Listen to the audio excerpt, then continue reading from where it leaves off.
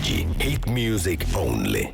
So, Charlie Puth, Hi. welcome to Finland. I'm very happy to be here in Finland. Is this your first time here? First time in Finland. Welcome. What's on the agenda, by the way? Do you have like time to dig through the sites, or is Of course this, not. No, I'm just working. It all looks really pretty over here, and I saw a Ferris wheel, so that's pretty cool. But of course, I get to see none of it, so happy day. Yeah. So, basically a hectic promo gig for you. Yeah, but it's worth it. I love Finland, and my dad actually told me that he went to Helsinki in 1972. So Wow. Okay. So there you go. So, you've heard a lot about Helsinki and Finland. A little bit from him, kinda. Mhm. Not really. He just mentioned it to me he just texted it to me. He was like, by the way, I was here a lot of my life. I'm like, thank you for telling me. Maybe. Oh. So maybe if he has like some sort of restaurants he's been to, that sort of thing. So I think we're going to a good restaurant tonight, actually. But no, I don't think I think most of those restaurants are pretty much done, so. Okay. Well, traveling is obviously a part of what you have to do as an artist. Mm-hmm. I know it can be like painful sometimes, but how do you make like the most out of long journeys? You know, sitting in different types of transportational vehicles. I like the way you said that. Different types of transportational vehicles. Yeah. I'm a huge fan of looking forward to things. Mm-hmm. So if I'm on a plane for a long amount of time, if I have a bed in a hotel room that is fluffy and the sheets are fluffy, the hotel room wouldn't be fluffy. That would be an interesting hotel room, though, if it were fluffy. It would. It would be. It would be the fluff hotel. Yeah. No, as long as I can just just crash on that beautiful, beautiful bed. And then I just immediately don't sleep like I planned on doing. And I just check Twitter and answer fans' DMs and everything like that. So it's a lot of fun. Obviously. Yeah. I mean, what do you have like any idea about Finland? Like we're a small country, obviously, but You have 5 million people. And the only reason why I knew that, you're impressed. Yeah, The only I reason am. I knew that. So where did he go? He told me. You told me. We have 5 million. You have 5 million people in Finland, right? Plus, Okay. yeah. 5 million plus people. I just you made me look really smart just now. So yeah.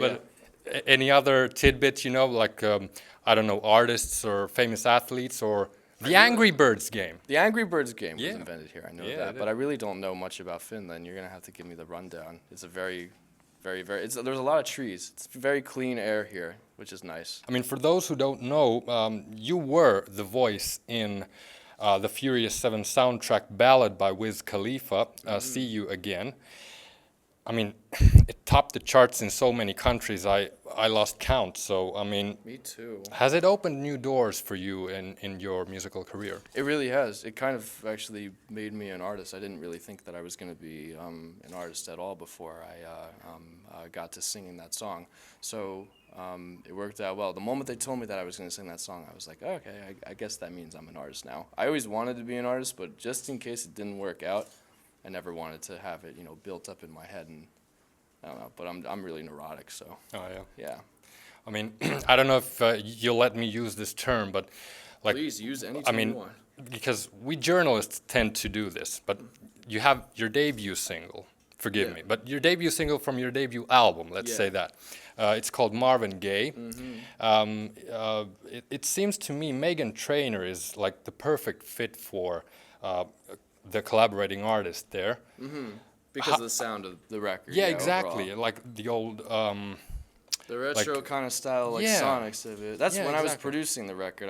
I wasn't even thinking of I didn't know Megan when I was producing out the Okay. record. But when I saw her, it's kind of just like a light switch went off in my head, and I was like, oh. How'd you get her to collaborate? I met her at a party, and I almost didn't go to the party, which is pretty interesting. So if I didn't go to the party, collaboration wouldn't have happened. Song probably wouldn't have happened. Ooh. Album wouldn't have happened. Well, you never know. Yeah.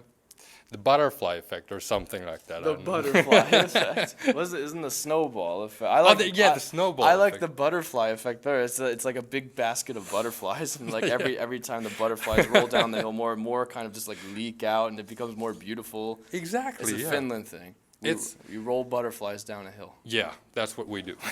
Love it. Well, I know one thing about Finland now. Now you do. Well, your debut album, it's called 9-Track Mind. It's coming out later this year, in November actually, and it's actually available now to pre-order via iTunes. What's to be expected? You can expect soulful pop music with a side of hip hop, and just really, when I was writing. The record itself is just basically like about like what my year has been like, my crazy turning point year in my life, of how my life has changed, and every single song was written in the moment of what I was feeling. Like there's a record called "Losing My Mind" when I was losing my mind that I couldn't finish the album because I couldn't figure out another song, and I was like sitting at my piano for hours, and I was like, why don't I just write a song about the fact that I can't write a song? And that was the song that finished the album. So everything is very personal. It was written and produced entirely in my bedroom. Wow. So that's pretty cool. It's a very personal record. So I think people will like how they grabbed on to "See You Again." When they hear the album, they'll be like, "Oh, I can relate to this in so many ways." So like the Marvin Gaye track, is it like Motown-y sound? Not really. I mean, Marvin Gaye was like just when I was making Marvin Gaye, I really wanted it to be like in that lane for that one record. And my goal is when I'm producing a record to never make the next record sound like the last one. Oh, okay, yeah, good. Well, how about gigs? Any plans on a European tour anytime soon? You're working on it. I'm working on it. Next year. Thanks to your manager for that. Yes. If you could choose any artist in the world, living or dead, by the way, who would you like to have as your warm-up act on your European tour? Well, if they've passed on, they're probably legends, and I don't know if they somehow reincarnated and came back to this wonderful polluted life. I don't know if they would want to open up for the kid who sings "See You Again." So I mean, I would love to, but if just in case they did, maybe Marvin Gaye. Good answer. How about in the studio? In the studio, I mean, I still want to work with David Foster. David Foster's still alive, and Quincy Jones, and all these, or with Pharrell. Oh yeah. Whoa. Well, you've pretty much devoted your whole life into music. When did you know you wanted to be a musician and just like abandon every other contingency plan? Well, my previous contingency plan before music was collecting Pokemon cards. So well, that's not bad either. yeah, that's not a bad career option. But once that was done, I don't know.